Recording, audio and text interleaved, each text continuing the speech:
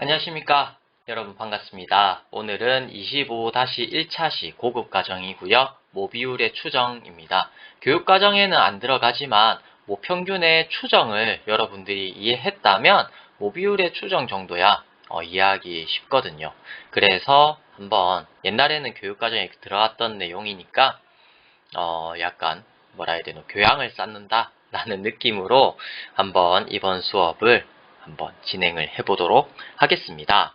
자, 모집단이 있습니다. 여러분들 모비율 추정은 이제 선거할 때 엄청 많이 나오거든요. 그러니까 뭡니까? 막 그거 오차범위 내에서 두 후보가 막 격전 중이다. 그러니까 이 사람이 당선된다 안 된다. 특히 양강 체제일 때 엄청 긴장이 되면서 그렇잖아요. 그죠? 그러면 과연 그걸 이제 뭡니까? 출구조사라고 하는 걸 하는데, 출구조사할 때, 과연 그게 이제 믿음직스러운가? 라고 이제 물어보면, 맞다라고 하는 그 근거를 제시해 주는 게 모비율의 추정, 요쪽 파트거든요. 그래서 출구조사를 왜 하나, 미리 다 검표를 해보기 전에, 예측을 하기 위해서 하는 건데, 그 근거가 그럼 과연 수학적으로 타당한가에 대한 설명을 지금부터 드려보도록 하겠습니다. 자, 모집단이 있습니다. 우리가 알고 싶어하는 어떤 확률값이 있어요. 그 확률값을 P라고 하겠습니다. 추정해야 할 값. 그러면 이게 어디 성공을 할 것이다 라고 할 확률이 될 수도 있고 선거로 치면은 당선이 된다 라고 A 후보가 당선된다 라고 이제 칠 수 있겠죠. 그죠? 그러면 이거랑 이제 상보적으로 Q라고 하는 걸 정의를 합니다. Q는 실패 아니면 비당선 이렇게 이제 정할 수 있겠죠. 그러니까 모집단 안에서 P 아니면 Q 이거밖에 없겠죠. 그죠? 그 사람이 당선이 된다 안 된다 이렇게 이제 찬성을 하냐 안 하냐 이렇게 이제 두 가지로 갈라졌다라고 하면 그때 찬성하게 되는 이 모비율 P를 한번 추정을 해보도록 합시다. 그러면 어떻게 합니까? 일단 n명을 이미 추출하게 되겠죠. 그러면 그 각각의 n명을 x1, x2, x3, 땡땡땡, xn 이렇게 이제 놓을 수 있는데 각각은 이미 추출을 했기 때문에 어떻게 됩니까? 모집단의 그 성질을 추종하게 되는 거죠. 그래서 이제 어떻다라고 볼 수 있냐? x1은 따른다 이항분포를 시행은 한 번 하는데 성공을 피하는 거. 이렇게 이제 둘 수 있다는 겁니다. 이항분포로 각각을 둘 수 있다는 거예요. x1, x2, x3 이런 것들을 시행을 한 번만 물어보는 게 한 번뿐이잖아요. 그죠? 이 사람한테 찬성합니까? 반대합니까? 라고 물어보면 딱 한 번 물어보는데 이걸 찬성이라고 말하는 비율이 P라는 거죠. 모집단에 대해서. 무슨 말인지 아시겠죠? 그래서 x1, x2, x3, 땡땡땡, xn은 각각 이항분포 1, P 이거를 갖다 우리가 베르누이 시행이라고 합니다. 어쨌든 그 베르누이 시행을 따르게 되고요. 그렇게 됐을 때 표본 평균이 아니라 표본 비율이라고 하죠. 왜 이걸 갖다 이렇게 썼냐? 제 자신에게 한심하네요. 미안합니다. 표본 비율을 이렇게 이제 정의를 하는데 표본 평균과 똑같습니다. 식은 어떻게 정의합니까? P 햇 모자를 썼다 해갖고 요거를 햇이라고 하는데 P에다가 모자를 씌운 거 이거를 표본 비율이라고 합니다. 그러면 이건 어떻게 정의하느냐 하면 x1 더하기 x2 더하기 x3 더하기 땡땡땡 더하기 xn을 n으로 나눈 거. 그러니까 n명에 대해서 찬성하면 1이라고 두고 실패하면 0이라고 두는 거잖아요. 이항분포니까. 그래서 이제 예를 들어서 이제 x1은 저는 지지합니다 라고 하면 이 확률 변수는 1이 될 것이고 저는 지지하지 않습니다 하면 0이 되는 것이고 지지한다, 지지 안한다, 지지한다, 지지한다 뭐 이런 식으로 해가지고 될 거잖아요.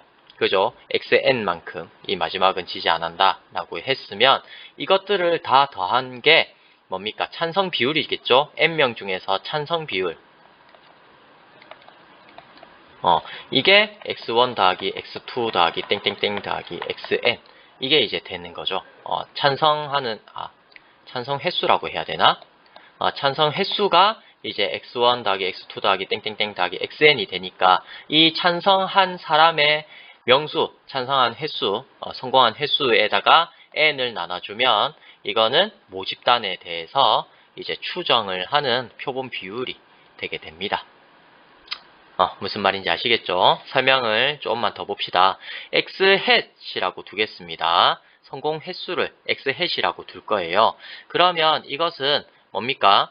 시행을 n번 했다고 볼 수 있죠. 왜냐하면 n명한테 물어봤으니까 n명한테 물어보고 그게 이제 성공했다 아니면 당선했다 지지한다 라고 할 확률이 이제 우리가 추정하고자 하는 이제 요 p 값인데 이거는 이제 그거를 이제 n명 중에서 p라고 말한 사람의 명수, 이게 이제 이항분포가 될 거잖아요.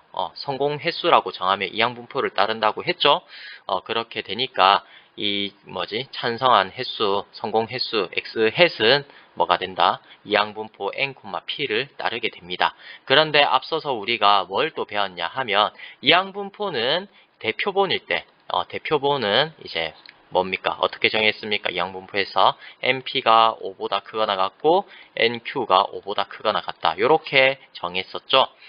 그러면 이제 뭘 따른다? 정규분포를 따른다는 거예요. x-햇이 여기 있는 x-햇이 정규분포 np, npq를 따르게 됩니다. 단 q는 1-p다. 이렇게 정의를 계속 꾸준히 이전에도 했었습니다. 그러면 여기에 추정량 p햇 그러니까 표본 비율의 이제 불편성을 이제 알아보기 위해서 뭐합니까? 평균을 구하죠. 그죠? 기대값을 구해보면은 이거는 x-햇에다가 n분의 1을 곱한 것이 이제 p햇이니까 이거의 기대값을 구해보면은 이게 이제 실수배니까 밖으로 빠져나가면서 2의 x-햇이 되고요. x-햇은 뭐라고 했습니까? 정규분포를 따른다고 했죠. 평균은 np고 분산은 npq입니다. 그래서 이제 평균 np에다가 n분의 1 이걸 곱하니까 p만 나오게 되어서 p햇은 p에 대한 이제 편중되지 않는 추정량이다. 그래서 이제 의미를 가지는 추정량이다 라고 이야기를 할 수가 있습니다. 뭐가요? 표본 비율이요. 그리고 p햇이라고 하는 것은 n분의 1에다가 x햇을 한 거죠. 근데 x햇은 뭐였습니까? 정규분포를 따랐잖아요. 그죠? 정규분포를 따르는 게 x햇이었으니까 p햇도 마찬가지로 요 정규분포에다가 n분의 1배 한 거밖에 없잖아요. 그죠? 그러니까 p햇도 결국에는 정규분포를 따르게 되는 거죠. 그래서 이제 평균을 구하니까 p가 나오는 거고요. 그래서 이제 구해야 되는 게 p햇에 대한 분산을 구해줘야 됩니다. 그래서 이제 p햇에 대한 분산을 구해보면은 x햇에 n분의 1배를 한 거니까 분산이 그러면 n분의 1이 분산 v 밖으로 나가게 되면 어떻게 돼요? 제곱이 되죠. 제곱이 되면서 v의 x햇이 되고요. x햇은 우리가 앞에서 구했듯이 x햇 요것의 분산은 뭐였습니까? npq였죠? 그래서 x햇에 대한 분산 npq를 n제곱분의 1 여기에다 곱해주면은 n이 약분이 되면서 n분의 pq다. 그래서 p햇에 대한 분산은 n분의 pq, p햇에 대한 평균은 p가 되는 정규분포를 p햇이 따르게 된다. 그래서 모비율의 분포, 여기까지가 설명이 모비율이 아니라 미안합니다. 표본 비율의 분포 설명을 여기까지 이제 끝낼 수가 있게 되겠네요. 그죠? 이 단어는 진짜 말이 헷갈려서 설명하기가 너무 힘듭니다. 어쨌든 표본 비율의 분포는 어떻게 된다? 정규 분포를 따른다. 그래서 이제 p, n분의 pq 요걸 이제 따르게 되는구나 라고 이제 여러분 이야기할 수가 있게 됩니다. 자, 참고를 보겠습니다. 모비율 P를 우리가 모르잖아요. 모르기 때문에 추정을 하는 거죠. 그런데 여기에 분산에도 뭐가 있습니까? PQ 값이 있네요. 모르는 값이 이제 여기에 이제 들어가는데 이걸 모르는데 이걸 어떻게 알겠냐. 그렇게 이제 됐는데 그때도 우리가 또 뭡니까? 앞에서 이제 표본 분산 이거의 기대값이 모 분산이랑 똑같았으니까 이거 마찬가지로 이제 표준 편차는 이제 기대값은 모 표준 편차 요거랑 이제 똑같게 되겠죠. 그래서 이제 S를 이제 시그마 대신 썼잖아요. 그죠? 마찬가지 이유로 어떻게 됩니까? 대표본일 때는 이제 n분의 p hat, q hat을 n분의 pq랑 이제 근사적으로 동일한 값으로 이제 취급을 해서 계산을 해줍니다. 이것이 이미 알려져 있어요, 여러분. 알려고 하지 마세요. 대학교 가서 아세요. 자, 그렇기 때문에 이제 뭡니까? p hat은 뭘 따르게 된다? 정규 분포 p, n분의 p hat, q hat. 이때 q hat은 1-p hat이다. 이렇게 이제 정의를 한 거죠. 이것을 따르게 된다. 이렇게 이제 정리를 할 수도 있겠네요. 그죠? 그래서 요 두 가지 식을 이제 동시에 알아두셨으면 좋겠네요. 자, 그러면 이제 결론 부분 다 와갑니다. 우리가 출구 조사를 하면 신뢰도 95%의 신뢰 구간, 그래서 이제 요 오차 범위 안에 여기 이제 두 후보가 이제 뭡니까? 두 후보, A 후보의 이제 신뢰 구간은 여기서 이만큼이고, 모비율에 대해서, B 후보는 여기서 이만큼이면 오차 범위 내에서 접전이다 라고 이야기를 할 수 있겠죠. 여기 이제 0에서 1 하면은 여기 P 값이 여기 있냐, 이렇게 이제 따지면서 이제 싸우는 거죠. 선거가. 맞죠? 그런데 이제 범위가 이런 식으로 되면은 오차 범위 밖에서 이제 B가 거의 당선 확실할 것이다 라고 이야기를 하는 거거든요. 그것에 대한 신뢰 구간을 어떻게 구하냐 라는 게 여기 있는 설명이죠.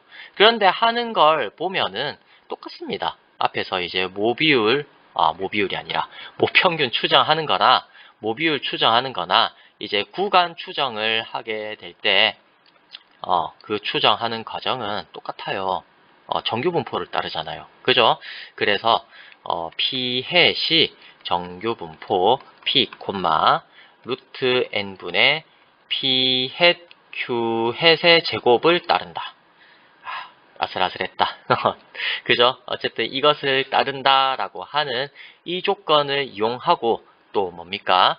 0.95는 Z가 마이너스 1.96에서 1.96 사이에 있는 확률이다 라고 하는 이 성질을 이용해서 Z 대신에 이제 표준화 시킨 P햇에 대해서 표준화 시킨 이 식을 넣고 그 다음에 이제 양변에 루트 n분의 PQ 곱하고 그 다음에 마이너스 1을 곱한 다음에 그 다음에 뭡니까? 더하기 P 햇 해주어서 이제 P가 이 사이에 있을 확률, P가 이 사이에 있을 확률은 0.95다. 그래서 모비율 P에 대한 신뢰도 95%의 신뢰 구간은 여기 안에 있는 요 구간이 된다 라고 말을 할 수가 있습니다.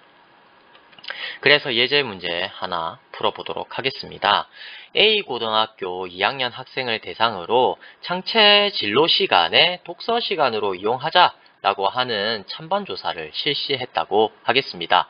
그래서 크기가 36인 표본을 이미 추출하여 독서 시간으로 사용하는 것에 대해서 찬성하는 모비율 P에 대한 신뢰도 95%의 신뢰 구간을 구했더니 3분의 1-A에서 3분의 1 플러스 A 사이였다 라고 이제 결론이 나왔다라고 합시다. 그럴 때 A 값은 무엇이냐라고 물어보는 거예요.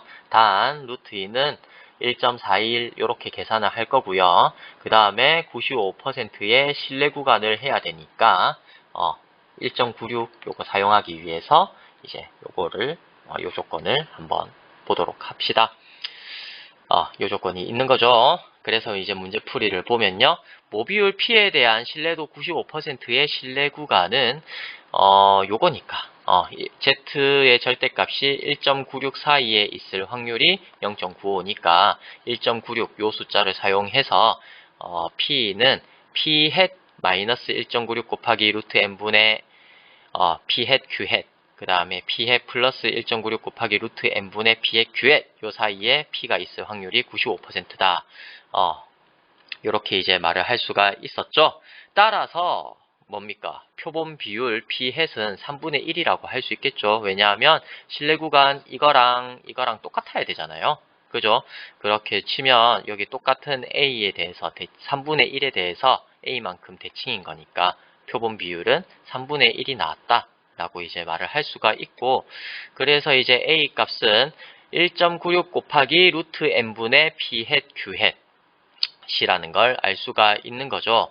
그래서 이제 p hat 대신에 3분의 1 대입하고 q hat 대신에 3분의 2를 대입해 가지고 이 값을 계산을 해주면 이 과정에 의해서 약간 복잡하죠. 196, 141 곱하면 이렇게 나와서 이제 소수점 두 개 해가지고 2.7636 이렇게 되고, 이걸 18로 나누면 이렇게 된다.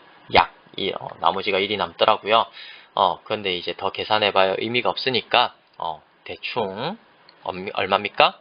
15%다. 그래서 이제 A는 15%다 라는 결론을 낼 수가 있습니다. 네, 수업 들어주시느라 고생하셨습니다. 감사합니다.